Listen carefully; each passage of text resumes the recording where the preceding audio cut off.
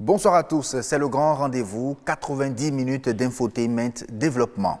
Bienvenue à tous, ce soir vous aurez 4 rubriques, mesdames et messieurs, et le journal qui viendra à 19h45 exactement. On vient donc de commencer et voici la météo.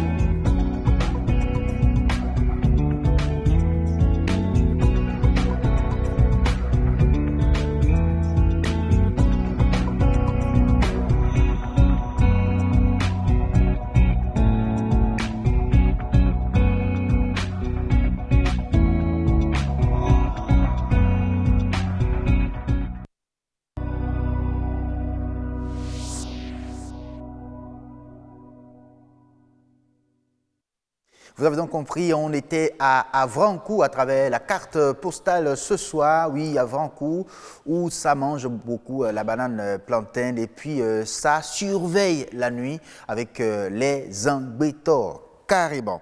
Alors, si vous suivez le grand rendez-vous tous les jeudis, vous avez forcément droit au monde agricole. Comme aujourd'hui, la rubrique va vous parler ce soir d'élevage rare, l'élevage d'escargots, qui est une source de business florissant. Et l'invité de Marcel Bettereau nous en dira plus tout à l'heure. Alors, il nous en dira également plus aussi sur les différents types d'anémie chez l'enfant.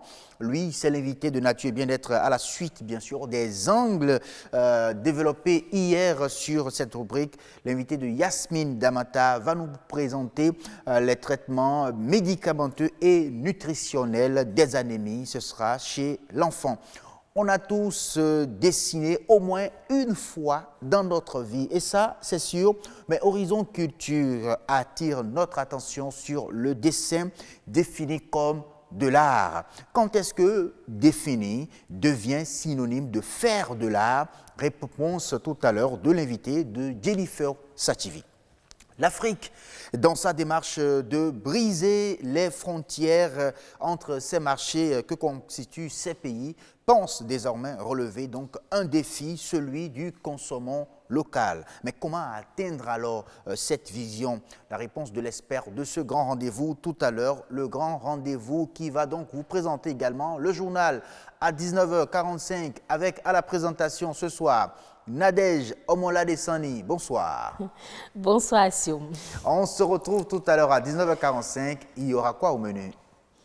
Merci à vous, Assioum. La cartographie des risques est un véritable outil dans la gestion des risques, mais très peu d'entrepreneurs la réalisent avant la création de leur entreprise. Un spécialiste nous parlera de l'importance de cet outil. Dada Kefa Sagbadou Glele, le nouveau roi du Dahomey, désigné en janvier dernier, sera intronisé samedi prochain. Vous suivrez le maire d'Abomey qui nous livre quelques point clé de cette manifestation officielle. Et puis, la Fédération béninoise de roller a organisé un tournoi pour préparer les patineurs à prendre part au championnat africain de skating Open au Congo.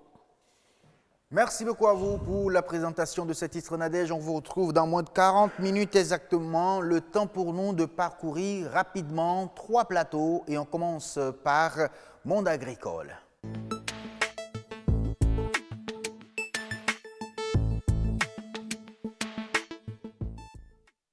Monde agricole, ce soir, nous parlons de l'élevage de l'escargot. Il paraît que c'est une source de business. C'est vrai que c'est rare, hein, ceux qui élèvent l'escargot au Bénin. Il paraît qu'il y a des coins spécifiques et également des techniques spécifiques pour pouvoir réussir ce business-là. Nous allons vous le présenter dans un instant et de long en large derrière cet élément. Regardez.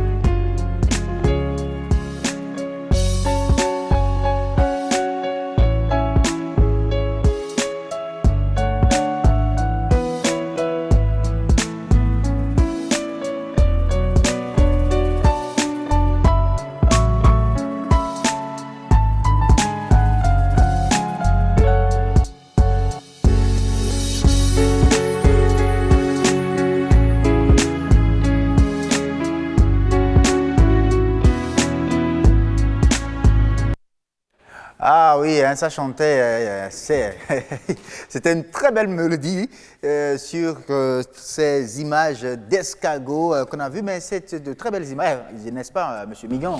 Oui, super jolie image.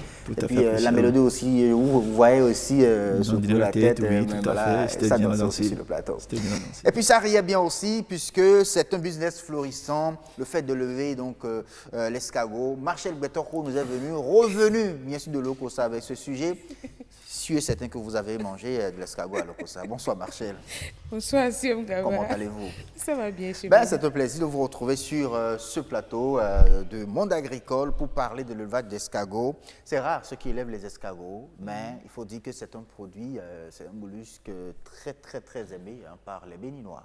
Surtout quand vous venez au niveau d'Alada, pour ceux qui connaissent un peu le pays, vous retrouvez toujours l'escargot avec nos bonnes dames devant la mairie là-bas et tout le monde en raffole. Ah ouais, c'est vrai. J'en vois qui circulent également dans ma maison tous les matins. Les escargots dans mon jardin, dans les fleurs, on en voit. Mais surtout que c'est une espèce qui est vraiment, comment dirait-on, on en a assez. Donc consommer assez aussi comme on le peut. Comme on le peut. Voilà. Alors, ok, parlons-en. Bien sûr, nous allons parler de la consommation, mais surtout de la commercialisation de l'escargot, puisque hier, nous avons déjà vu les techniques de production et tout ça. Au niveau de la commercialisation, déjà, moi, je veux savoir si au Bénin, ici, l'escargot est vraiment produit à grande échelle, pour parler de commercialisation. Non, dit que l'escargot est produit à grande échelle, je serais trop dit. C'est vrai, il y a des ilciculteurs, c'est-à-dire des gens qui s'initient à l'élevage de l'escargot, ils en produisent. Mais une production massive qui peut concurrencer, quand on dit que c'est massive, c'est-à-dire à grande échelle, c'est que ça peut concurrencer d'autres produits, d'autres élevages conventionnels. Non, ce n'est pas ça. Ici, c'est un élevage non conventionnel, c'est un peu classique. Il y a des gens qui s'initient, qui s'investissent là-dedans, qui le font, mais ce n'est pas à très grande échelle. Okay. Mais il faut reconnaître que l'escargot, nous sommes en milieu subéquatorial au Bénin, la forêt équatoriale et subéquatoriale est là, il y a de la verdure, donc dans les forêts, il y a assez d'escargots. Ça fait que la cueillette dans les forêts alimente la population locale. Donc c'est la cueillette dans les forêts qui alimente beaucoup plus, et non l'élevage. Et non l'élevage, beaucoup plus, qui alimente beaucoup plus la consommation locale. Avec la disparition de ces forêts-là, est-ce qu'on ne risque pas de manquer d'escargots? On risque de manquer d'escargots. C'est ce pourquoi il faut aujourd'hui encourager l'élevage des escargots. C'est surtout ce pourquoi il faut l'encourager. Il faut que les gens s'initient. C'est un élevage qui ne demande pas trop de grands moyens. Il suffit d'avoir un peu d'espace. Et on n'a pas besoin de construire avec des tôles, tout ça. Non. Sous abri, des boîtes ou bien des escargotières fabriqué à base de terre de baou, de briques en ciment. Et puis, les normes un peu respectées, ça y est, tu commences ton Même les élevage. briques en ciment. Oui, on monte et puis voilà. Les bacs, là. Les bacs, tu fais des bacs et tu le sécurises en faisant, il y a une forme de gouttière tout au long. Et pour empêcher les fourmis maniaques qui sont des prédateurs de ces trucs-là, Ah, d'accord. et d'autres fourmis qui sont des carnivores, qui sont des prédateurs de ces escargots-là, les empêcher d'avoir accès à ça, mettre une couvercle avec grillage et genre moustiquaire là-dessus, très fin, pour empêcher les petits, les plus fins de sortir de là, et puis c'est sécurisé. Ils ne mangent pas grand-chose, ce sont des herbivores. Et il y a les restes de fruits, tous ces trucs-là, des herbes fraîches, des feuilles de taro, feuilles de moringa. En tout cas, de on manioc, a tout parlé ce assez truc-là. de l'élevage hier. Oui. Et je voudrais savoir justement sous quelles différentes formes on peut commercialiser l'escargot. Parce qu'on bien. voit par exemple les bonnes dames au bord de la voie, il y en a, supermarché. Bon, quelles sont les Oui, différentes formes? disons, il y a 3 grandes formes de commercialisation de l'escargot. L'escargot, directement cueilli dans la nature ou bien sorti de l'élevage, peut-être vendu directement dans des maisons à ces bonnes dames-là qui essaient de le revendre sur les grands marchés. Donc, la plupart des paysans les ramènent sur les marchés secondaires dans les villages. Les gens qui viennent des grandes villes vont les acheter, les ramènent dans Donc, on les vend vivants. vivants. Oh, d'accord. Voilà. Maintenant, à part ça, il y a ces dames-là qui le transforment complètement frit ou bien braisé, qui est vendu directement. Il y a quand même, tu vas à Padoua là à côté, il y a une dame qui vend de l'escargot bien fait là, tu t'en raffoles, super bien. Super bien. Et tout que c'est une viande très nourrissante, il n'y a pas de souci, les gens raffolent. Ça manque, si tu prends pas rendez-vous, tu n'en trouveras même pas. Waouh. Ça, Ça fait comme deux ça. formes? Donc ça fait 2 formes. La troisième forme, il y a des jeunes qui sont en association aujourd'hui, qui vont chercher ces escargots-là, acheter ça sur les marchés secondaires, dans les élevages, les transforment. C'est pré-cuit, on les met en sachet de 500 grammes, 250 grammes, 300 grammes, et ils revendent ça. revendent C'est ça. fort prisé. Et est-ce que le marché de consommation aussi existe? Parce qu'on transforme. C'est vrai, vous avez dit tout à l'heure que les gens mangent beaucoup, mais ce qu'on Il faut envoie par prendre exemple. rendez-vous hein, pour avant de trouver. Juste à côté là. Justement, s'il faut prendre rendez-vous. Trouver. Assion Gaba. C'est fortement consommé. Et vous savez, la chair d'escargot, elle est d'une excellente valeur nutritive. Elle contient plus de 40% de protéines de grande qualité, un peu moins de 3% de matière grasse, donc sans cholestérol pratiquement. Et tout le reste en macro-éléments, fer, calcium, potassium, sodium, phosphore, riche en ces trucs-là. Donc très indiqué pour les pharmaciens, très indiqué pour les enfants, pour les personnes âgées. Parce qu'il n'y a Mais surtout pas pour la bonne d'os forme. à casser. À casser. Ça, c'est vrai. Mais il paraît qu'il y a beaucoup d'autres choses qu'on peut vendre sur l'escargot. Il n'y a pas que la chair. Il n'y a pas que la chair.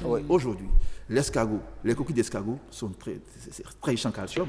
Lorsque les gens les prennent, on calcine un peu ça, on rend en poudre, ça rentre dans beaucoup de produits pour ça tenir en calcium et en fer, en tout chose. Est-ce que ça se Maintenant, vend? Est-ce qu'il y a un marché, il y a des gens qui viennent d'acheter les escargots, les coquilles d'escargots aujourd'hui? Oui, les coquilles d'escargot sont, je dis, c'est fort prisé parce que, en fait, pour les élevages de poules pondeuses, de cailles, de tout ça, là, on a besoin des coquilles d'escargots, tout ça, pour pouvoir apporter du calcium à ces espèces animales.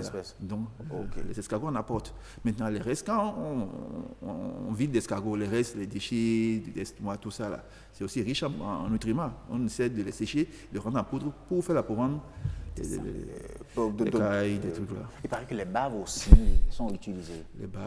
Les baves d'escargot. Surtout en cosmétique. En cosmétique, glissant. Vous voyez, les femmes, elles aiment, c'est lisse, non? C'est C'est lisse. glissant. Il paraît que ça lutte contre les... Bon, ils utilisent dans les produits anti-végétus. Tout ça là. Tout à fait. Tu en connais, C'est un magnifique anti-végétus surtout. Oui. Les baves d'escargot. Les baves d'escargot. Alors, moi, ce que je veux savoir, pour revenir un peu à l'opportunité d'affaires que représente le business autour de l'escargot, est-ce que celui qui veut se lancer dans cette activité-là peut vraiment avoir comme défi ou bien comme objectif faire vraiment c'est-à-dire faire du business, avoir peut-être à la fin pouvoir rentabiliser son business.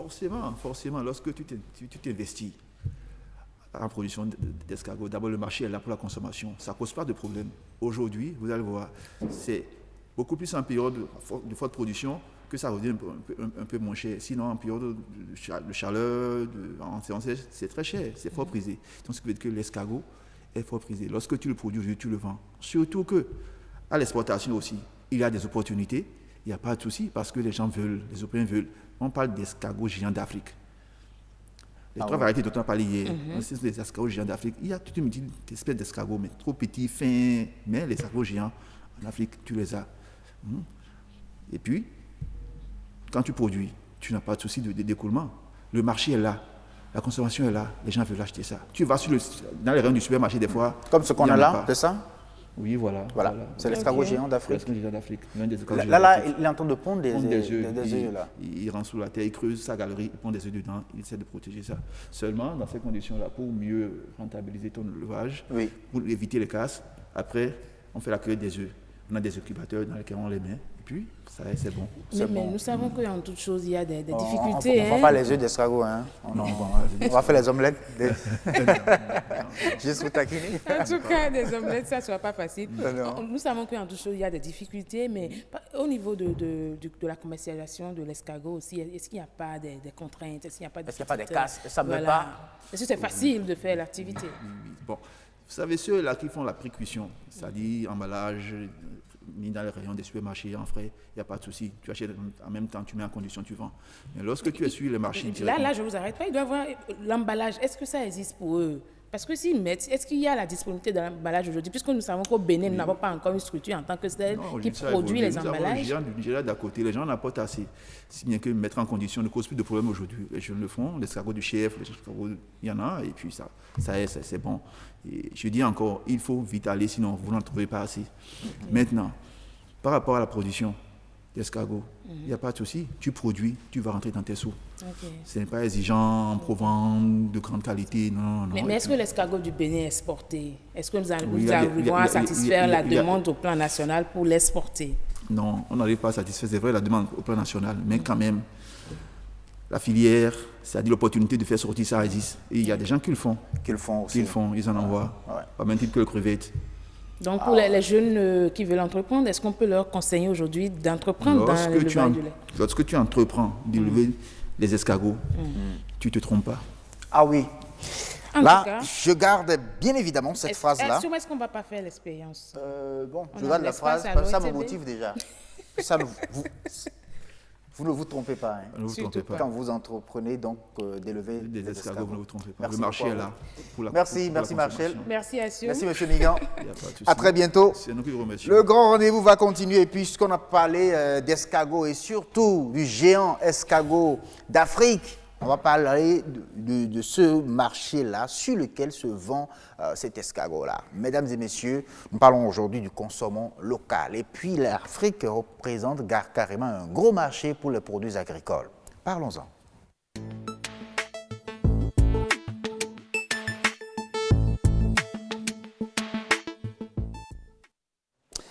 Oui, vous êtes bien évidemment sur le grand rendez-vous. Lui, il espère ce soir, parlera bien évidemment du grand marché que représente l'Afrique. Consommons local, c'est devenu désormais un grand défi pour le continent. Mais comment est-ce qu'on peut donc arriver, bien évidemment, à atteindre vraiment cette vision du consommant local? Il peut venir, en live, il peut venir, il n'y a pas de souci. C'est avec, bien sûr, l'invité, l'espère que nous allons en parler. Et puisqu'il vient dans un instant, c'est bien évidemment M. Adamas Koudou, qui est le coach formateur, bien évidemment. C'est avec lui que nous allons parler de cela. Il va s'installer en live et puis on va le recevoir. C'est un plaisir de vous avoir sur ce plateau pour parler du consommant local qui est désormais devenu un défi vraiment pour l'Afrique. Bonsoir, M. Adamas. Bonjour, bonsoir tous les auditeurs de l'RTB. Merci beaucoup d'avoir accepté, bien sûr, à notre invitation. Alors ce soir, il est question de parler de consommant local. Un défi pour l'Afrique. Mais pourquoi est-ce que vous dites ça, que c'est un défi désormais? Oui, je ne veux pas citer des chiffres, soyons simples. Vous me voyez, je suis en veste, vous aussi. Et ce qui est à l'intérieur de la veste, la chemise, là, elle n'est pas fabriquée au Bénin. Non plus toutes les installations de l'RTB. c'est peut-être rarement ce matin on aurait pris une tasse de thé, toi et moi, ou du riz. Donc ça dit que 99% de ce que nous véhiculons, nous consommons, vient de l'extérieur. Et si nous allons continuer après 50, 60 ans des indépendants de l'Afrique à vivre comme cela, c'est comme se rendre dans un trou de lion sans machette en main. On se fait dévorer complètement par l'Asie et par l'Europe. Même avec machette dans un trou de lion, je pense que vous pouvez vous en sortir. Hein. Mais on peut faire quand même, on peut couper quand même l'oreille du lion. D'accord, je comprends. Alors, donc, il est question aujourd'hui d'atteindre, de relever ce défi-là. Mais comment y arriver? Oui, ça a commencé. Il faudrait que nous avons été programmés, formatés pour des décennies par un plan occidental qui nous a fait quitter la confiance en nous et en nos produits. Jusqu'à l'église, jusqu'à même la brosse à dents, jusqu'à même le thé ou la bouillie. Nous dépendons complètement de l'extérieur. Donc ce n'est plus de la messe à faire ou pardon à demander. Vous voulez dire qu'on a laissé la bouillie au profit du thé, avec omelette et tout le reste. Même des bouillies qu'on doit consommer sont fabriquées par des farines importées de l'Europe. C'est un problème pour l'Afrique. Je vais dans un supermarché à Lomé ou à Cotonou, même le jus de mangue vient de France. Alors que nos mangues pourrissent. On ne va pas appeler le nom des pays ici. Voilà. Voilà, c'est ça. Excusez-moi. Mais oui. Donc, même les jus d'orange, les jus de mangue, les jus de toutes choses viennent de l'extérieur. C'est un problème pour l'Afrique. Et nous comprenons qu'aujourd'hui, s'il y a le chômage, s'il y a tel ou tel fléau social, etc., c'est parce que nous ne générons pas de l'économie. Et cette économie doit se fonder sur la production locale. Oui, sur la production locale, c'est vrai, vous dites que tous ces produits-là viennent de l'extérieur. Est-ce que c'est la faute aux autres? Est-ce qu'on va continuer toujours à accuser les autres, ceux qui envoient ces produits-là sur nos marchés? C'est le commerce. Donc, les autres, ils ont été intelligents, ils sont positionnés. Donc, si nous les accusons, il faudra qu'ils se corrigent. Mais non, comme c'est la concurrence, donc vendre qui peut, achète qui peut. Donc, si nous nous retournons vers nous-mêmes et que nous prenons nos responsabilités, nous nous mettrons à changer nos modes de vie, nos comportements alimentaires, vestimentaires, nos comportements économiques, nos comportements de production, afin donc de créer un nouveau tissu industriel pour l'Afrique. Un nouveau tissu industriel pour l'Afrique, c'est vrai, et il faut, ça va participer à satisfaire les besoins de ce grand marché qui est en train donc d'être créé. On parle bien sûr de la ZLEC aujourd'hui, de la zone de libre-échange en Afrique, de la ZLECA, pardon. Mais dites-nous, est-ce que vous pensez que le fait de mettre en place déjà, de créer ce marché, cette zone de libre-échange est une manière aussi de favoriser l'atteinte de cet objectif? Super, c'est une très bonne approche pour favoriser l'atteinte des objectifs de production et de consommation locale parce que au niveau des pays, il y a déjà des politiques nationales. Et ces politiques ont besoin d'être agrégées parce que l'Afrique, pour moi, est un pays. Donc, je suis africain d'origine togolaise, je ne suis pas togolais. Si donc ce dispositif permet donc à ce que nous puissions traverser librement les frontières. Le Bénin n'est pas un pays extérieur au Togo, la Côte d'Ivoire n'est pas un pays extérieur au Togo. Notre défi commun de l'Afrique, c'est ces pays qui nous ont pris en otage. Donc cet instrument de libre-échange va aider à ce qu'il y ait de l'essor de l'industrie agroalimentaire locale. Voilà. Local. Alors, à part déjà cet instrument dont je vais te parler de la ZLECA, est-ce qu'il y a également d'autres instruments, d'autres politiques qui sont définies pour favoriser la chose, pour atteindre cet objectif-là? Oui, il y a plein de politiques qui sont définies, à mon avis, mais qui sont restées dans les coffres des technocrates, etc. Nous avons besoin simplement de décentraliser ou d'aider ces politiques à rentrer dans le vocable quotidien de chaque Africain que nous sommes. C'est-à-dire à la maison, à l'école, dans la rue, on doit saccager, on doit taper sur la table, on doit aider nos frères à comprendre qu'il faut consommer local. On doit parler, on doit faire en sorte que chaque jour, nous commencions par 10%, 30%, 20%, 30% progressivement. Donc voilà, pour moi, la grande politique, c'est d'imposer. On ne va plus négocier. Le gouvernement va aider les producteurs béninois. Excusez-moi, on est au Bénin. De toute façon, on doit parler du Bénin. Oui, bien évidemment. Voilà, les autres pays de l'Afrique, le gouvernement va aider. Quand il y a des pauses café lors des séminaires, des conférences, on va voir des marques de thé, par exemple. Alors qu'on encourage la production de thé Made in Bénin ou Made in Togo, par exemple. Pourquoi ne pas exiger le quinquilibre, par exemple, je donne un exemple, qui est une plante africaine très connue pour la santé et qui sert à faire du thé aussi. Thé de quinquilibre. Voilà, thé de quinquilibre, par exemple. Donc, c'est comme ça que ça va commencer. Exiger même de la bouillie, du botocoin, des éléments africains. Moi, j'aime vraiment. Le Bénin a pris de l'avance sur beaucoup de pays de l'Afrique de l'Ouest parce que c'est le seul pays où tu vois des ministres habillés en africain, là, avec des. C'est bien, c'est très joli. Si le Togo pouvait copier ça, si les autres pays, etc.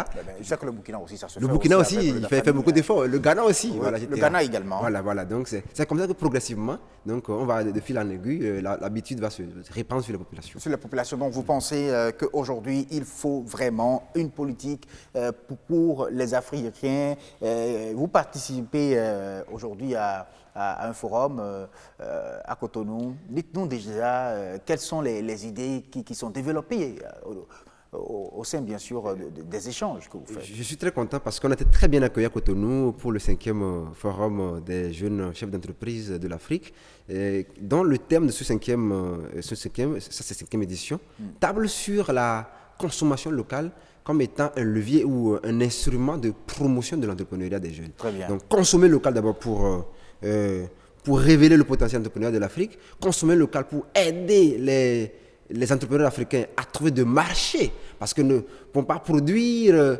nos produits ne répondent pas forcément automatiquement aux normes américaines ou européennes, on n'a pas de la facilité à exporter.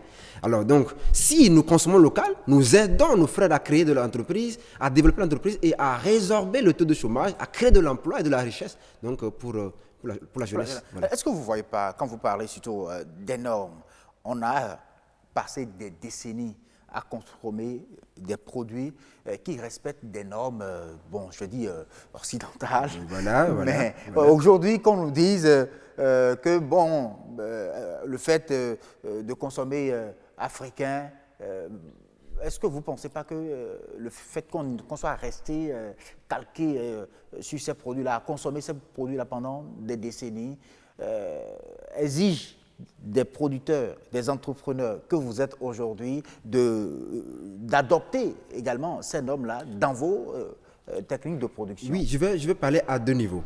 Oui. L'Afrique était bio d'origine. Donc il n'y avait pas cette question de normes ou de certification. C'est le blanc, excusez-moi, qui a amené les produits chimiques en Afrique. C'est le colon qui a parlé, excusez-moi, c'est l'extérieur qui a amené des techniques de production de masse et qui a fait infecter nos terres.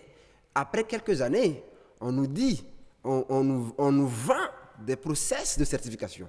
Donc, consommer africain ou consommer local, c'est d'accepter de manger ce que nos frères produisent sans exigence de normes, premièrement. C'est notre Afrique. Donc pour vous, manger africain, c'est manger naturel déjà. C'est manger naturel. Mais pour des questions de commerce, oui, nous sommes obligés de progresser vers des normes. C'est-à-dire que nous voulons pas seulement faire de la consommation locale, une consommation familiale, mais une consommation business a besoin qu'on s'aligne sur certains nombres de principes qui permettent à nos produits d'être éligibles sur le marché et de la CEDEAO, de l'Afrique générale, ou de l'Europe, ou de l'Asie, etc. Donc aujourd'hui, les entrepreneurs agricoles, les manufacturiers africains ont besoin donc d'aller à l'école de la normalisation. Est-ce que vous pensez qu'aujourd'hui en Afrique, on peut vraiment consommer 100% africain sans avoir besoin d'un seul produit venant de l'extérieur? Tout est possible, donc on peut. Même si on ne veut pas forcément consommer 100%, parce que nous ne devons pas rester dans ce système complètement clos. On est ouvert au monde. Donc, si le monde exporte vers l'Afrique, l'Afrique exporte vers le monde, et il ne s'agit pas donc de faire ce qu'on appelle le protectionnisme 100% protectionniste. Est-ce que c'est une manière pour vous de demander également aux Occidentaux de consommer davantage africain? Ils ont intérêt parce que nos terres sont plus naturelles. Là, vous vendez.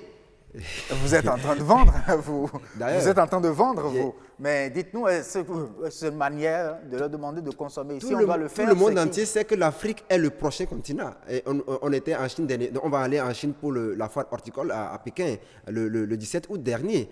Ils sont en train, c'est l'Afrique qui est la terre, qui rassure qu'on peut avoir une quantité de produits agricoles.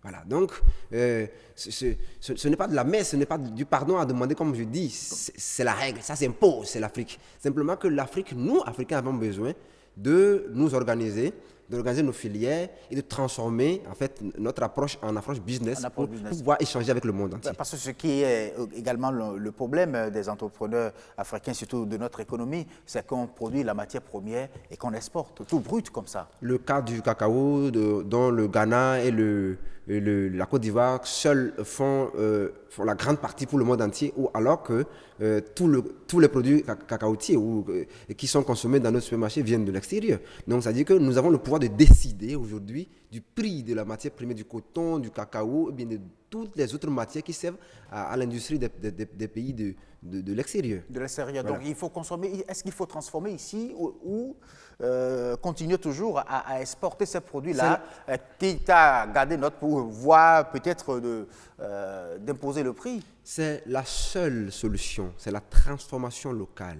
Il y a déjà de la production locale, le secteur primaire. Maintenant, c'est d'aider donc à ce que nous puissions aider nos paysans, nos agriculteurs à vendre leurs matières premières, leur production à prix qui leur permet donc d'avoir une vie décente. Et c'est cette même industrie qui permettra à ce que nous générions des produits qui ont de la valeur pour l'Afrique et comme de la valeur de l'extérieur. Donc, pour moi, la transformation, c'est la seule porte pour aider à la valorisation, des produits locaux. Merci beaucoup à vous, Monsieur Adama Koudou, coach formateur, hein, c'est ça? Et puis, directeur du laboratoire Naturité Kinkeliba, c'est mieux comme ça. Ah, je vois. Pourquoi vous avez parlé de Kinkeliba, par exemple? Un très bon thé, en tout cas. Merci beaucoup à vous d'être venu sur ce plateau. C'est un réel plaisir quand on vous entend vraiment parler. Et félicitations également pour Kinkeliba que vous avez mis en place, qui permet en tout cas aux uns et aux autres de manger, de consommer et en même temps de se soigner aussi. Merci beaucoup pour la valorisation de cette matière première en Afrique. On continue avec vous, chers téléspectateurs. Lui, la rubrique qui vient, ce sera avec Yasmine Damantaï. Son invité, on parlera bien sûr d'anémie. L'anémie chez l'enfant. Mais comment traiter cela? C'est la question à laquelle nous allons répondre sur Nature et Bien-être.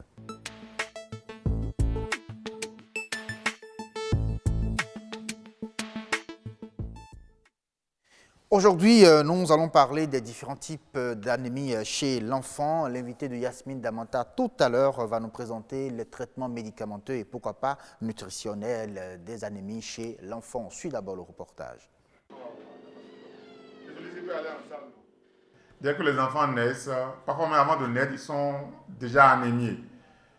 Et toute l'année, c'est-à-dire toute la période de l'année, vous avez des pleins d'anémie. Mais sur la période des saisons des pluies, où on a le parasite du paludisme, rentre dans les globules rouges, les détruisent et cause l'anémie. Donc on a une anémie hémolytique liée au paludisme de avril à août, mais sur un fond d'anémie nutritionnelle carencée toute l'année. Les enfants béninois sont carencés. Les études qui ont été faites montrent que 70% de nos enfants sont anémiés. En moyenne, un tiers des enfants, voire 2 tiers, ont un problème d'anémie lié à leur nutrition. C'est-à-dire qu'ils ont un taux d'hémoglobine inférieur à 11 grammes par décilitre et 30% des anémies graves ou sévères. Donc c'est ça qu'il faut corriger. Si on corrige ça, pendant la saison des pluies où il y a le paludisme, on aura moins de problèmes parce qu'il n'y aura plus d'anémie. On va avoir le paludisme qui sera probablement simple, mais il ne sera pas grave parce qu'il n'y a pas d'anémie dedans. Oui, retour en plateau avec Dr Boton, que nous retrouvons sur ce plateau. C'est vraiment un grand plaisir de vous avoir. Merci depuis beaucoup. hier, vous êtes avec nous. Hein, Oui, exactement, c'est ça. Romuald Boton, pédiatre, merci d'être là avec vous. On parle bien sûr des différents types de traitements des anémies chez l'enfant. Il paraît qu'il n'y a pas qu'un seul type d'anémie chez l'enfant. Voilà, il y a plusieurs types d'anémie. C'est causé plutôt, il y a plusieurs causes Plusieurs d'anémie. causes d'anémie. Ah, d'accord. Donc, les anémies, c'est plutôt les causes d'anémie en Oui, réalité. les causes Voilà, d'anémie. d'anémie. Donc, hier déjà sur le plateau avec Heureuse Danondé, notre invité, Dr Boton, nous avions parlé de comment reconnaître déjà, comment la maman ou le parent peut reconnaître que l'enfant est anémié. Il suffit de voir la paume de main. À part ça, nous avons également parlé des mesures préventives. On a parlé de quelques astuces pour que les mamans déjà peuvent faire à la maison. On a parlé de la moutarde qu'elles peuvent faire consommer à leur enfant, les graines de baobab. On parlait du fait qu'on on était pris par le temps. Donc, en quoi le fait constitue-t-il une mesure préventive contre l'anémie chez l'enfant? Voilà. Merci, Yasmine. En fait, il faut savoir qu'à la base, l'hémoglobine qu'on dose en fait pour savoir si un enfant est anémié est constituée de deux choses. Elle est constituée de l'hème et de la globine. La globine, c'est la partie protéine et l'hème, c'est la partie ferrique. Parce que souvent, on est au 21e siècle, il faut que les mamans comprennent en fait pourquoi est-ce que je donne du fer à mon enfant. Le pédiatre me dit, je veux donner du fer, mais elle doit comprendre pourquoi du fer. C'est parce qu'elle doit savoir, en fait, pour pouvoir avoir de l'hémoglobine, il faut que l'enfant ait du fer et il faut que l'enfant ait de la globine. Et les deux, en fait, qui se mettent ensemble vont former l'hémoglobine. Et c'est pour ça, en fait, il faut faire une supplémentation, en fait, quand on fait un traitement préventif contre les anémies. Contre les anémies. Donc, fait plus globine. Voilà, c'est ça. Voilà, ça Ce qui fait l'hémoglobine. Voilà. Exactement. Alors, comment donner cette dose d'hémoglobine aux enfants de 6 à 5 ans? Comment lui donner? C'est pas de 6 mois à 5 ans. Pardon, oui, de en 6 fait, selon mois à les 5 ans. recommandations de l'OMS, Oui. la dose de fer est de 5 mg kilo par jour. 5 mg kilo par jour. Mais en plus de ça, en fait, le traitement préventif ne repose pas seulement sur ça. En plus de l'alimentation dont nous avons parlé, on a oublié aussi d'ajouter le soja, mais le soja fait partie des haricots. En plus de l'alimentation, il faut, dans un premier temps, parler aussi du déparasitage. Ok. Le déparasitage doit être systématique chez les enfants à partir de 9 mois. Tous les 3 mois, jusqu'à l'âge... Tous les 3 mois, à partir de l'âge de 9 mois, tous les 3 mois jusqu'à l'âge de 5 ans. Ce sont les recommandations de l'OMS. Parce qu'il y a beaucoup, en fait, de parasites intestinaux qui, en fait, entraînent des hémolyses. Et donc, du coup, par ricochet, parce qu'ils consomment, en fait, de l'hémoglobine, ils consomment des globules rouges. Et donc, du coup, ils entraînent des anémies. Et si on fait ce traitement préventif, associé à une bonne alimentation, associé maintenant à une bonne protection contre le paludisme, parce qu'il ne faut pas oublier que nous sommes en zone d'endémie, et qu'en zone d'endémie, c'est le paludisme qui est aussi une cause, comme l'a dit le professeur Alao tout à l'heure, qui est la première cause, qui a aussi fait partie des causes d'anémie. Donc, déparasitage systématique tous les 3 mois à partir de l'âge de 9 mois, même chez les adultes, même moi je conseille. Deuxième chose, il faut avoir une alimentation équilibrée. Troisième chose, une bonne prévention contre le paludisme. Et ensuite, faire une supplémentation à partir de l'âge de 6 mois à l'âge de 5 ans.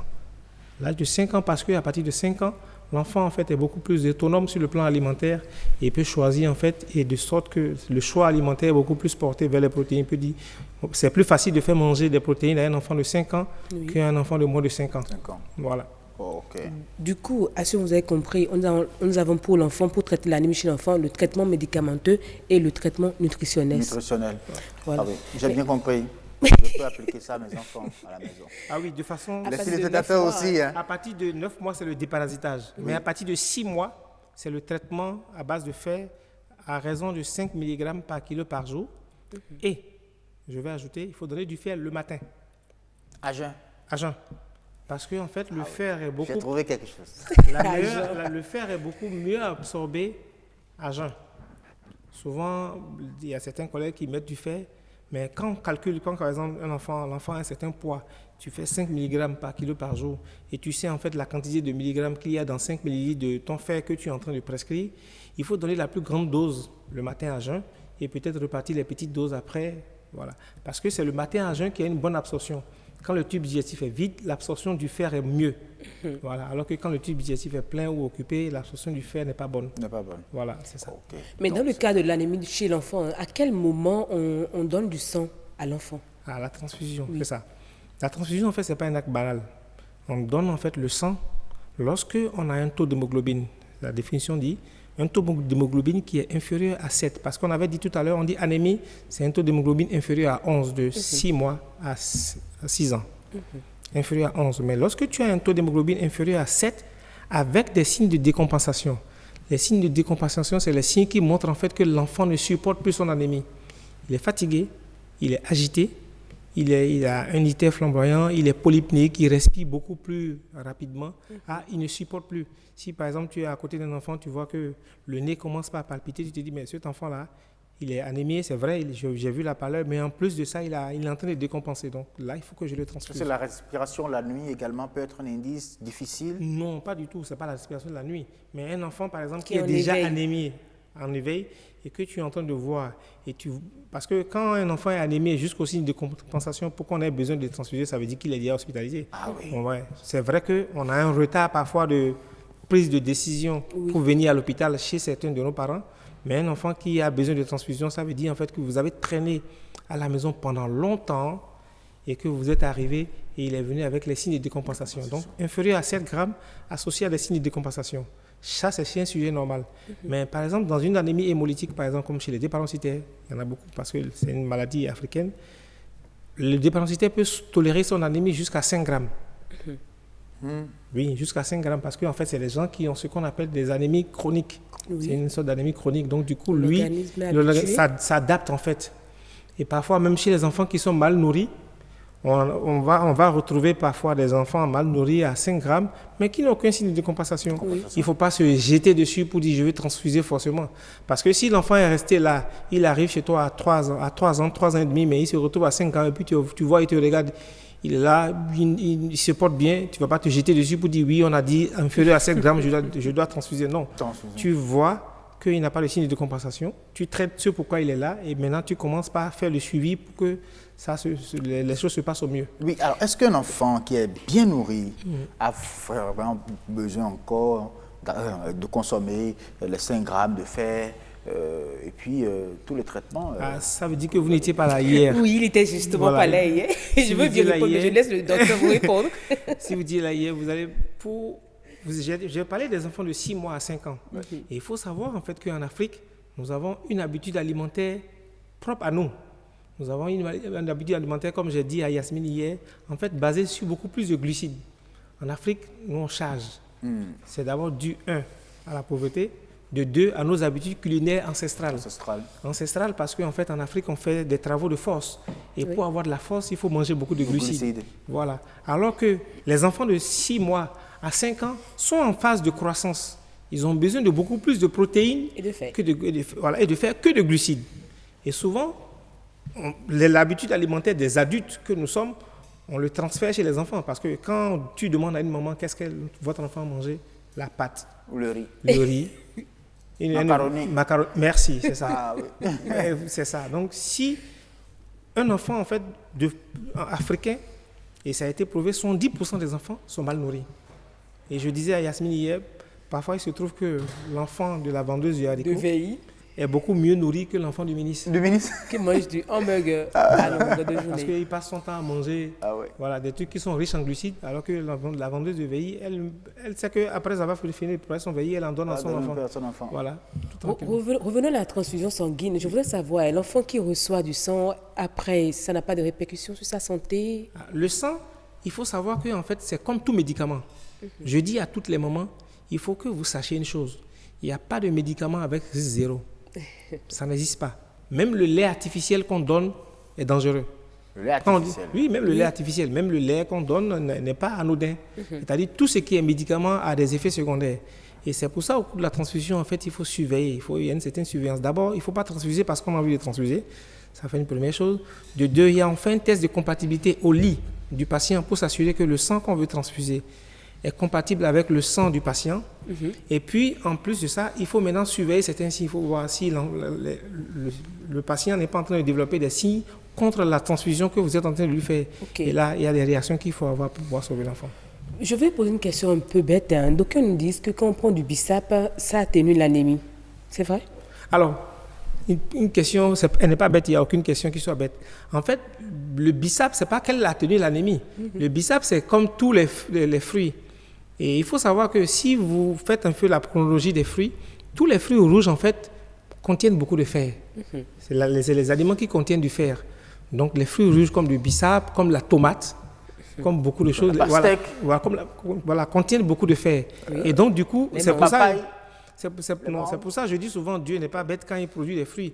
Il produit des fruits, en fait, la couleur correspond en fait à ce à quoi il est... Voilà, destiné. Voilà, donc du bissap, le bissap en contient en fait beaucoup de fer. Et donc du coup par ricochet, c'est pas le bissap, mais c'est le contenu, la substance active du bissap, qui fait que ça traite un peu mais il ne faut pas prendre du bissap à foison, hein.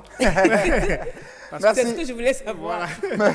Merci beaucoup, docteur, de l'avoir rappelé. Merci également à vous, Yasmine Damata. Merci, Assum. Il est l'heure du journal. C'est Nadège qui nous attend dans la rédaction de BB24. À vous, Nadège, pour le journal.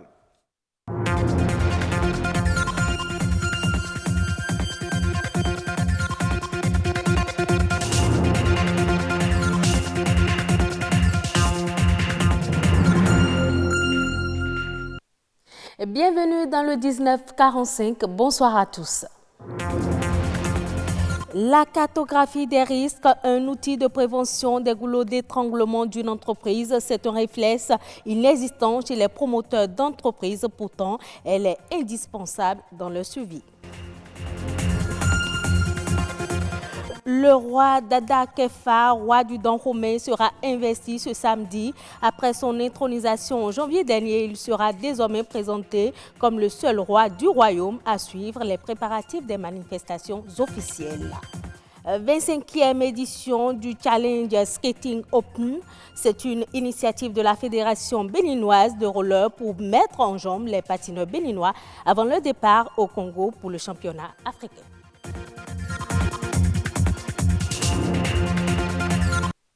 Des entreprises naissent chaque jour et d'autres ferment très tôt leurs portes. L'une des raisons de ces fermetures brusques est le défaut de cartographie des risques, un véritable outil de prévention et de gestion des risques au travail. Que gagnent les entreprises à disposer d'une cartographie des risques? Chantely Badadji est expert en management de la qualité. Il nous en parle au micro de Christian Devouchi et Patrick Adjagodjou. Des entreprises ferment leurs portes juste parce qu'un risque n'a pas été identifié ou bien un risque a été identifié mais a été mal évalué ou bien a été identifié mais a été carrément ignoré. Et quand ce risque survient, vraiment, les entreprises ont du mal à pouvoir gérer ce risque puisque rien n'a été prévu comme action de maîtrise de risque.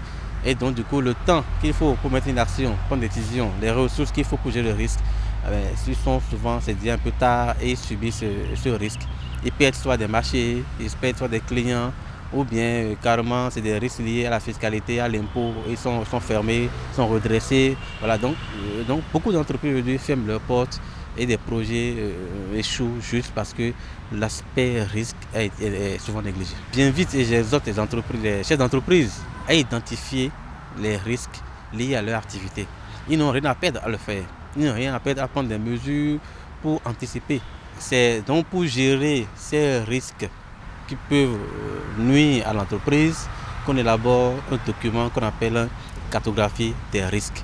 Toute entreprise doit pouvoir détenir cet outil-là, ce document qu'on appelle cartographie des risques. La preuve, vous voyez, aujourd'hui toutes les normes de management ISO prioritairement, ISO 9001, 14001 pour l'environnement ou 45001 pour la santé, sécurité au travail, toutes ces normes-là exigent qu'une entreprise puisse identifier ses risques et puisse les maîtriser à travers le document qu'on appelle la cartographie des risques. Les femmes écailleuses sont les dernières dans la chaîne de vente du poisson frais. Après achat, elles se chargent d'enlever les écailles en contrepartie d'une rémunération. Elles sont installées dans presque tous les marchés. L'activité leur génère certes des revenus, mais elle a ses contraintes. Anno Adadja. Plusieurs années déjà que Dame Gisèle a choisi l'activité d'écailleuse de poissons après avoir laissé les cours. Moi, j'ai commencé à nettoyer le poisson. Ça fait un peu, c'est parce que ma maman qui nettoie le poisson.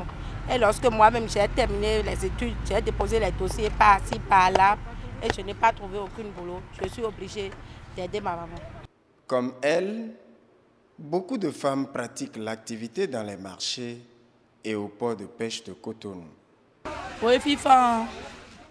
Écailler le poisson, c'est mieux que vadrouiller ou dérober quelque chose. Même si les clients ne payent pas bien et que nous souffrons beaucoup.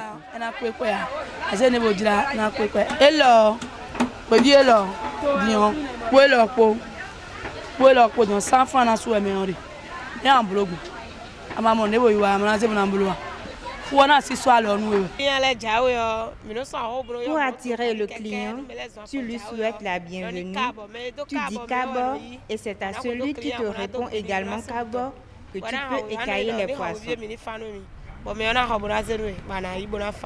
Au quotidien, ces femmes doivent frapper fort le poisson lorsque c'est congelé pour le débarrasser de son enveloppe jetable à l'aide d'écailleurs.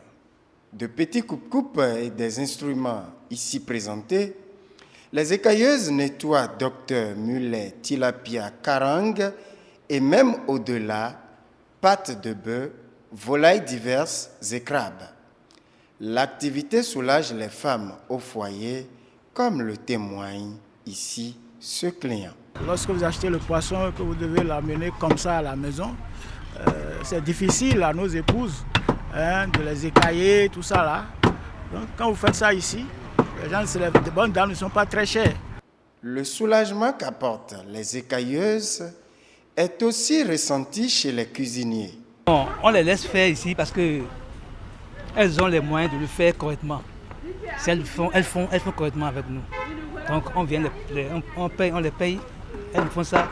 Ça nous permet d'aller plus vite là-bas pour travailler. Une activité lucrative non sans peine qui a bénéficié de quelques appuis dans le passé au port de pêche en l'occurrence. Le fait qu'elles aient déjà commencé, ça leur permet d'accéder à certaines subventions de certaines institutions internationales comme le PADPA qui leur amène de temps en temps des subventions en leur donnant des bassines, des couteaux, des tables et tout ça là, pour leur permettre de mieux faire leur travail. Avec 100 francs par kilogramme de poisson écaillé, les chiffres d'affaires n'arrivent pas toujours à couvrir les charges de piqûres, de blessures ou de courbatures qu'engendre l'activité de ces femmes qui proviennent pour la plupart du temps de Hévier et d'autres périphéries de Cotonou. Moi, j'ai quitté Maria Gleta. Depuis le matin, pas un seul client. À cette allure, nous risquons de terminer notre argent dans le Zéma. Des solutions aux problèmes de soins et d'installation à ces femmes qui n'ont que cette seule activité, de quelle direction doit-on espérer le Messie? Dada Kefa Sagbadjou Glele, le nouveau roi du Dahomey désigné depuis janvier, sera intronisé samedi prochain. Dada Kefa est l'un des petits-fils du roi Glele qui a régné de 1858 à 1889. À l'occasion de son intronisation, le maire d'Abomey, Blaise Aonzo Glele, revient ici sur les manifestations qui vont se dérouler. Il est au micro de Alessis Sakenom et Ilvaïs Balogun. Vous savez, le Dahomey fut un grand royaume en Afrique et en Afrique de l'Ouest. 300 ans de dynastie où nous avions connu plus de 12 rois. Vous savez que le passage de chaque roi laisse beaucoup de richesses culturelles tangibles et tangibles. Mais comme le trône de Wegbadia aujourd'hui ne peut jamais être vide, il y a toujours ce que tous les princes du royaume portent sur le trône. Aujourd'hui, c'est Dada Kefa Sagbadjou Wegbadia qui est porté au trône par la cour royale du Dahomey. Et c'est maintenant son investiture, il va se montrer à son peuple officiellement. C'est ça l'investiture dont nous parlons, qui aura lieu le samedi. Le roi, le jour, ce samedi, quitte son palais privé à Djegbe, en hamac, accompagné des corps constitués des Bonugans, c'est-à-dire des ministres du roi, pour faire la traversée de la ville jusqu'au palais central. Tous les corps constitués du royaume viendront faire allégeance au roi. C'est un festival où nous aurons plusieurs défilés, des danses culturelles et culturelles du tricentenaire royaume du Dahomey, riche en couleurs, en danse. Je demande alors à tous les Béninois que c'est le moment plus que jamais d'être unis.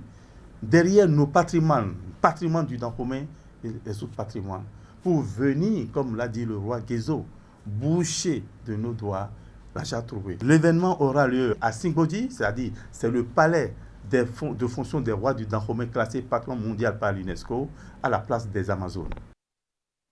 On parle sport à présent. Le championnat africain roller game va démarrer au mois de novembre prochain en République démocratique du Congo. Et pour mettre en jambe les patineurs béninois, avant le tournoi, la Fédération béninoise de roller sport a organisé une compétition dénommée Challenge Open. Plus de précisions avec Louis Koudoubo et Iliad Bokovo. Ils sont plus d'une cinquantaine. ces amoureux du patinage à roulettes. Venus de plusieurs régions du Bénin, ces jeunes athlètes participent à la phase de sélection du challenge Steking Open. Les meilleurs retenus prendront part au championnat d'Afrique de roller Congo 2019. Nous avons plusieurs types de compétitions. Nous avons les compétitions de course, nous avons les compétitions de inline freestyle. Vous allez constater que c'est de différents patins qui font ces disciplines. Il y a un programme de compétition que nous avons défini pour pouvoir faire la sélection de l'équipe nationale. Donc ça a démarré aujourd'hui et ça va prendre fin le 26. Le 26, il y a du 25 au 26, il y a le championnat national. C'est-à-dire le 25 et le 26 vont clôturer la sélection pour le championnat national. Parti pour un mois, ce programme de sélection laissera place à une formation qui va outiller ses meilleurs, dont le défi sera de garder le titre de champion d'Afrique. Il y aura une autre phase qui serait la phase de la formation proprement dite. Parce que nous faisons la sélection, nous les mettons dans les conditions. À partir de cette étape, ils sont à la charge de la fédération et ils sont préparés pour un beau moment avant le voyage sur le Congo. Ces compétiteurs se disent prêts pour affronter ces épreuves. On se prépare très bien, les entraînements avec les coachs, à la salle de gym, tout se passe bien pour amener le titre encore une troisième fois. J'ai l'espoir et je suis sûre de le ramener. J'ai la foi, je compte être parmi ceux qui vont voyager. Je ne peux pas dire que je suis le meilleur, je ne suis pas au sommet. Nous sommes vraiment des professionnels. Roller Game, c'est le nom de ce championnat africain. Il aura lieu du 2 au 9 novembre 2019 en République démocratique du Congo. Le Conseil ghanéen du cacao a démenti les informations selon lesquelles il aurait du mal à écouler la production de cacao depuis l'introduction du revenu différentiel de subsistance sur la tonne de cacao. Nous exhortons tout le monde à ignorer ces informations sur le fait que le Ghana ne trouve pas de preneur pour son cacao, ce qui semble correspondre à un certain récit négatif sur les défis de la mise en œuvre d'un mécanisme de vente approuvé. Nous devons vendre le cacao au prix qui avantage nos producteurs et qui permet d'assurer la durabilité de l'industrie du cacao, a indiqué le Conseil ghanéen de cacao dans un communiqué publié hier.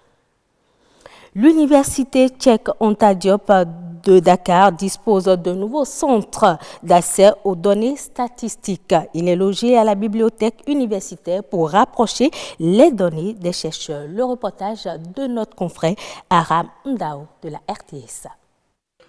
À côté des encyclopédies de la bibliothèque universitaire, une dizaine de machines avec la technologie requise pour faciliter les recherches. C'est le centre d'accès aux données statistiques, fruit d'un partenariat entre la BU de l'UCAD et l'ANSD. La robotique est à l'œuvre dans ce centre, le numérique est à l'œuvre dans ce centre et on a envie aujourd'hui de rajeunir, de reprendre nos thèses pour bénéficier de cet accès rapide aux données. Nous avons vu la démonstration qu'ils nous ont faite et qui est très convaincante, que les chercheurs n'ont plus à aller s'asseoir sur les tables et à faire des comptes au quotidien. Ils ont simplement à s'inscrire, à formuler des requêtes et la réponse est immédiate et automatiquement conservée et on leur remet en partant un CD ou une clé USB. L'Agence nationale de la statistique et de la démographie se rapproche des chercheurs du monde universitaire. Le centre concentre une mine d'informations issues des recensements et enquêtes de l'ANSD. C'est des bases de données, ce qu'on appelle dans notre jargon des microdonnées, donc, qui consistent en un ensemble de données, l'ensemble des données d'enquête ou de recensement qui ont été donc entièrement anonymisées. Donc c'est l'ensemble d'une cinquantaine d'enquêtes, de recensements qui ont été réalisées de 1963 à nos jours. L'ANSD compte mettre en place des centres similaires dans les autres universités, un vaste programme qui vise à valoriser les données et à encourager leur exploitation dans les recherches. Ce sera tout pour cette édition. Merci de l'avoir suivi.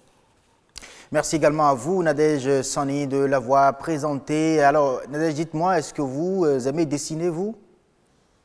Oui, mais je ne sais pas très bien dessiner. Ah, vous ne savez pas très bien dessiner. Quel a été votre meilleur dessin au cours primaire? Au cours primaire, peut-être un papillon. Ah, c'est plus facile. Un papillon. Super. Alors, on va apprendre à dessiner tout à l'heure avec l'invité de Jennifer Sativi. C'est pour vous dire que c'est la suite, bien évidemment, du grand rendez-vous, vous, juste derrière le journal.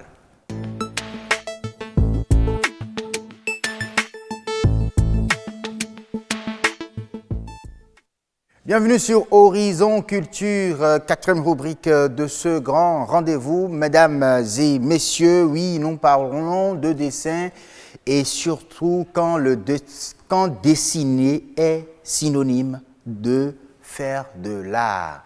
Comment est-ce que le dessin se présente dans ce cas-là? On va répondre à la question, mais on suit d'abord ce reportage. Ce jeune homme fait une représentation de l'écrivain Florent Quauzotti.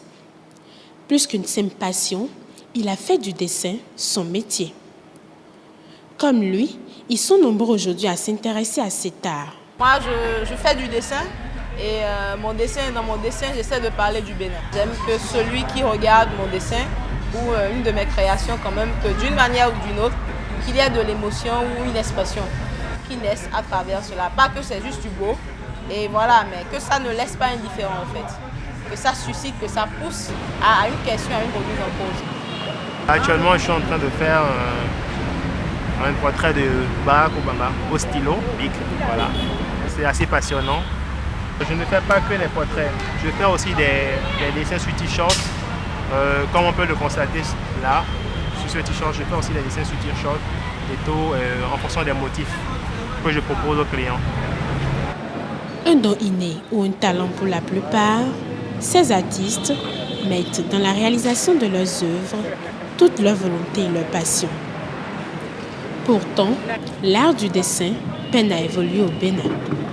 Les gens voient l'art comme quelque chose d'inaccessible, genre de réservé à une classe sociale, alors que non, le dessin c'est ouvert à tout le monde, c'est pour tout le monde. Du portrait, de la bande dessinée ou encore de la caricature, le domaine du dessin se révèle assez vaste. Et pour ces dessinateurs, il peut connaître un avenir meilleur. Moi, par exemple, je fais des dessins animés, je fais des jeux vidéo, je fais de la bande dessinée et je vis entièrement de ça. C'est à vous de pousser les gens à croire en vous, de leur prouver que ce que vous faites, c'est du bon boulot et que c'est un boulot à travers lequel vous pouvez manger. J'ai suivi une formation en assurance, je suis un cadre en assurance. Aujourd'hui, ce n'est pas forcément ce qu'on a appris qu'on exerce et je pense que c'est ce dans quoi on a du talent qu'on devrait forcer. Il faudrait que le gouvernement pense à nous trouver des bourses pour aller plus se perfectionner à l'extérieur et quand même revenir et représenter le Bénin valablement. Si chanter, danser ou encore jouer constituent des métiers, le dessin en est aussi un et peut contribuer au développement économique du Bénin. Et c'est vous qui avez raison, puisque nous avons en plateau ici comme invité un dessinateur, un illustrateur, on peut le dire ainsi, hein, Constantin. Bonsoir. Bonsoir. Merci d'avoir accepté notre invitation. Bonsoir, Jennifer Sativi. Bonsoir, Assio. Il est question ce soir de dessiner. S'il y avait un second dessinateur à part Constantin sur ce plateau, j'allais lui demander de dessiner juste le temps qu'on soit sur ce plateau-là, à la fin, bien sûr. C'est-à-dire le plateau, quoi. Alors, vous présentez ça carrément en dessin. C'est bien possible pour vous, en quelques secondes? Oui, c'est possible. Ça peut se faire. C'est possible. Ah oui, c'est ça. Parlons dessin, mais quand dessiner devient de l'art, qu'est-ce que c'est en réalité? Quels sont les paramètres qu'il faut respecter? C'est ça. Oui, c'est ça que nous allons aborder aujourd'hui parce que, comme vous le savez, on dessine tous, on essaie de gribouiller quelque chose, mais il y a certains qui font du dessin un métier et c'est tout un art. Donc, je vais d'abord commencer à demander à notre invité à quel moment dessiner devient de l'art. Dessiner devient de l'art quand déjà l'artiste, dessinateur, disons quelque part, se lance dans ce métier. C'est-à-dire quand il décide de vraiment se pencher sur le cas et quand déjà avec le niveau qu'il a, il décide maintenant de s'exprimer. Parce que dessiner, tout le monde peut dessiner comme vous l'avez dit, tout le monde peut faire des gribouillis, tout le monde peut faire des petits bonhommes bâtonnés. Mais quand ça devient de l'art, c'est que l'artiste décide de s'exprimer, l'artiste décide d'apporter un plus, de voir, de donner sa vision du monde. Et à partir de ce moment, les seuls traits qu'il fait devient de l'art. D'accord. Donc, tout à l'heure, vous avez parlé d'exprimer. Est-ce qu'on peut considérer que c'est ça la différence entre le dessin en tant qu'art et le dessin ordinaire? Oui, parce que le dessin, vous voyez, il y a des gens qui peuvent reproduire des images. Ils ont des images devant eux où ils voient quelque chose, un modèle, et ils reproduisent le modèle. C'est du dessin parce qu'il y a la technique qui est là, la personne a la maîtrise de la technique et tout. Mais la différence, c'est que en voyant un modèle, si l'artiste décide de représenter ce modèle-là, de son point de vue, décide d'inventer quelque chose. Parce que il y a une différence entre l'artisanat et l'art. L'artisanat, c'est reproduire à ne plus en finir un modèle. Et là, c'est quand même produire... C'est de créer, effectivement, de créer c'est-à-dire un produit unique, c'est d'avoir quelque chose d'unique. Et c'est pourquoi ça coûte aussi cher quand on veut se procurer une œuvre artistique. Parce qu'il y a l'originalité et parce que c'est aussi unique. Alors, et voilà. On peut dire, par exemple, on peut demander peut-être à un dessinateur, écoutez, reproduisez-nous ce plateau, il va le faire, mais il va apporter encore quelque chose, peut-être illustrer les sujets oui. en dessin. On peut avoir un dessinateur réaliste qui va reproduire ce plateau exactement. Exactement. Comme on peut avoir un caricaturiste, par exemple, qui décide de déformer les traits et de colorier tout le plateau rien qu'en bleu. Et là, c'est à partir de ce moment qu'on commence par voir l'originalité, on commence par voir une certaine affirmation de l'artiste. L'artiste qui commence maintenant à s'imposer, à dire voilà ma vision. Et quand on prend ces œuvres-là, ces œuvres sont uniques parce qu'il y a l'originalité, parce qu'il y a la création et tout. Et donc c'est à ce moment que le dessin devient de l'art. D'accord, dites-nous déjà les différents types de dessins qu'on a. Nous avons plusieurs types de dessins. C'est vrai que le genre caricature, par exemple, est très connu parce que nous avons beaucoup de dessinateurs célèbres qui font de la caricature. Nous avons cette vague des portraitistes qui aujourd'hui est très visible. Nous avons beaucoup de portraitistes. Nous avons des gens qui font des portraits au crayon, qui font des portraits au bic et qui font des portraits avec l'aquarelle, la gouache et autres. Nous avons des BDistes qui sont connus aussi, mais bon, pas trop. Et nous avons ceux qui font des illustrations. Ceux-là travaillent avec des ONG, c'est eux qui font des dessins de sensibilisation et autres. Nous avons les tatoueurs, nous avons, je crois, plusieurs... même ceux qui font les tatouages. Oui, tous ceux qui font les tatouages, ceux qui dessinent les motifs dans les pagnes que nous voyons, les designers. Nous avons des architectes aussi quand même qu'on peut mettre en griffe dans les dessinateurs. Bref, nous avons pas mal de branches de dessinateurs. Et moi, je profite pour dire que voilà, que être dessinateur, ce n'est pas seulement la personne que vous voyez dessiner sur un plat, sur un support au bord de la voie, ce n'est pas seulement lui qui est dessinateur. Le dessin nous entoure, le dessin est partout. Partout. Alors, donc ça veut dire que le côté artistique, sinon l'aspect artistique de l'art, du dessin, pardon, ne dépend pas forcément de l'outil utilisé pour le réaliser. Pas du tout, pas du tout. J'ai vu beaucoup de personnes, beaucoup de collègues nous disent, mais voilà, je n'ai pas le bon matériel, c'est faux. Voilà. Le dessinateur, il peut dessiner avec tout, il peut dessiner avec sa main, il peut dessiner avec le café, il peut dessiner, oui, avec le café, le sabre, il peut dessiner avec les coquilles, il peut dessiner avec tout. Il peut dessiner avec une pierre sur un sol cimenté. Donc le dessinateur, quand il trouve n'importe quel outil, il peut vraiment faire son travail. Maintenant, c'est vrai, avoir les bons outils aussi, c'est le matériel qu'il faut, c'est vraiment intéressant parce que le matériel quand même permet de lever un peu le niveau, de faire en sorte que le rendu soit vraiment de qualité. Donc c'est pourquoi un professionnel doit pouvoir utiliser du matériel professionnel pour pouvoir faire son travail. D'accord, justement, est-ce que le dessinateur professionnel peut tout faire, peut s'exercer, se retrouver dans tous ces différents types, ou est-ce qu'il faut qu'il s'adapte à un genre précis? Oui, la plupart des jeunes dessinateurs, quand ils commencent, nous on les conseille quand même d'aller dans plusieurs disciplines, histoire de voir où ils se font vraiment à leur main, où ils sont vraiment à l'aise. Ce qui les inspire le plus. Ce qui les inspire le plus, voilà. Donc, c'est conseillé. Parce qu'en tant que jeune artiste, tu ne vas pas te dire que tu es portraitiste et en rester là. Après, tu vas remarquer que tu as des lacunes et ce n'est pas intéressant.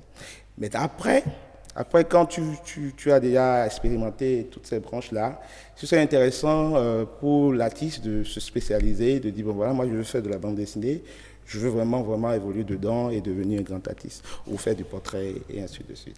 Donc c'est conseillé déjà au début d'explorer, mais après de se spécialiser pour pouvoir être... Oui, quand on parle de spécialisation, il y a aussi la question du marché.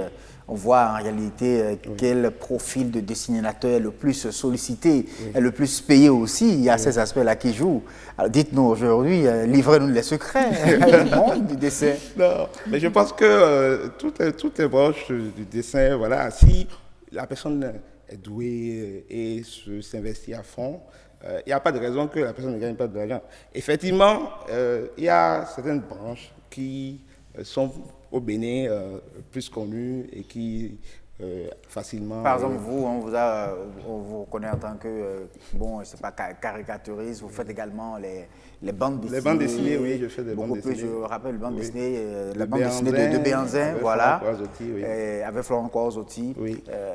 Et tout ça, ça veut dire que c'est ce qui paie le plus ou c'est beaucoup plus valorisant que les autres? Non, disons que c'est ce que moi j'ai choisi. Je me suis spécialisé dedans. Sinon, bon, je connais quand même beaucoup de dessinateurs qui arrivent à s'en sortir quand même, peu importe le choix qu'ils font. Peu importe le choix qu'ils font. Oui. Et donc déjà, à l'école, est-ce qu'on peut savoir déjà si un enfant peut devenir dessinateur professionnel comme vous? Oui, facilement. Souvent, ils ont un profil assez unique. C'est que c'est eux qui, en classe, quand le professeur est en train de faire son cours, c'est eux qui dessinent. C'était votre cas.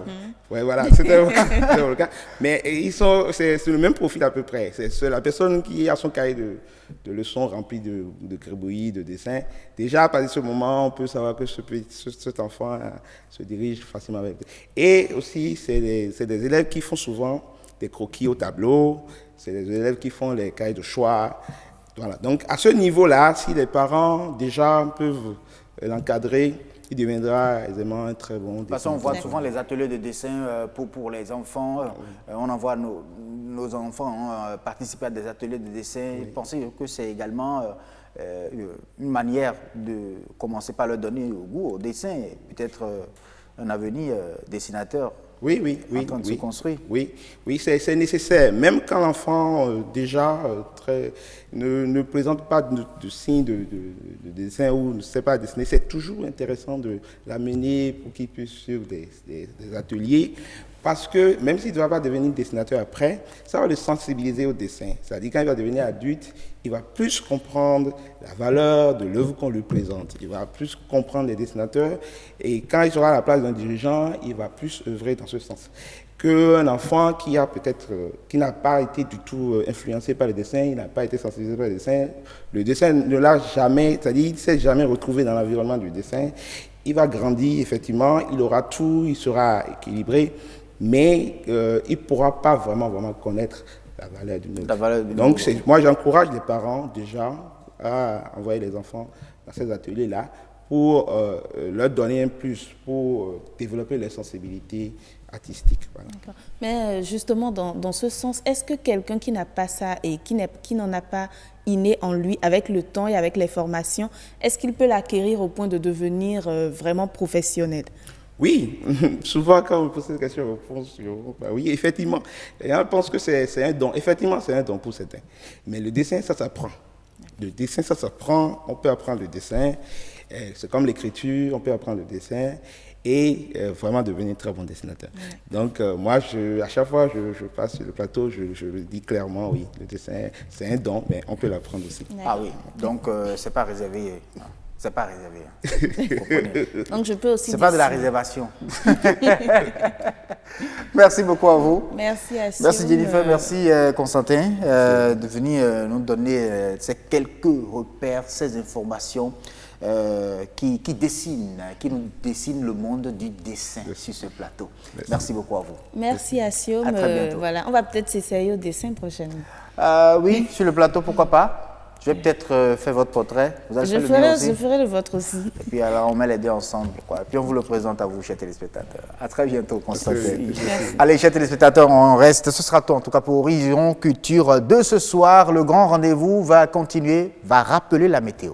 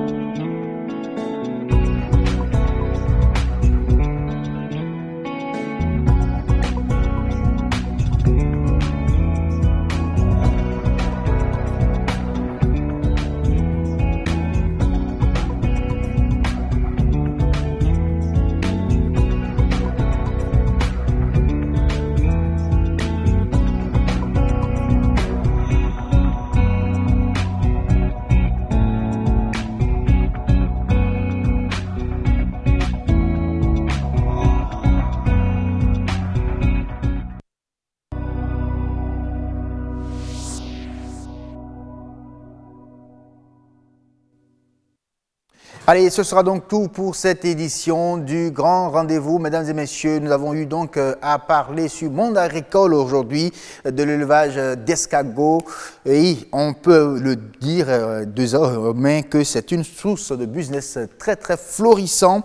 Et puis avec le docteur Boton, il a été question bien sûr de parler d'anémie, des anémies chez l'enfant, surtout les causes d'anémie chez l'enfant et pourquoi pas aussi des traitements médicamenteux et nutritionnels. Bien nourrir vos enfants, mais il faut également penser bien évidemment à leur donner quelques doses de fer. Et ça, très tôt le matin, c'est mieux, nous a dit bien sûr Dr Boton. Et puis on a parlé du dessin, bien évidemment. Tout à l'heure, on a reçu Constantin à Dadia sur ce plateau qui nous a dit quand est-ce que dessiner devient donc synonyme de faire de l'art. On a parlé également du consommant local avec l'expert de ce grand rendez-vous. Il nous est venu du Togo.